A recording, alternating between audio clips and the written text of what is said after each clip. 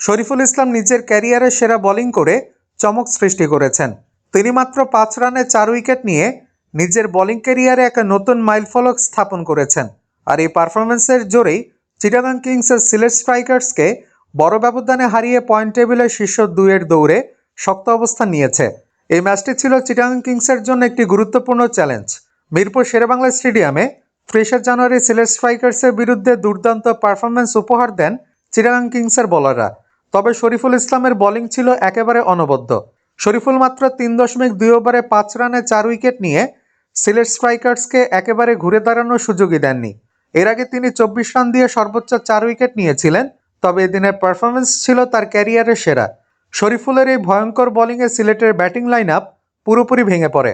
কেবল 15.2 ওভারে 100 রানে all out হয়ে যায় সিলেট। ম্যাচ শেষে শরীফুল বলেন, এটি আমার ক্যারিয়ারের সেরা বোলিং পারফরম্যান্স। তবে দলের জয়টাই আমার কাছে সবচেয়ে গুরুত্বপূর্ণ। বিশ্ব ক্রিকেটে এমন পারফরম্যান্সে যে কোনো বোলারের জন্য গর্বের বিষয়। তবে শুধু শরীফুলই নয়, তার সঙ্গে যোগ দিয়েছেন খালেদ আহমেদ।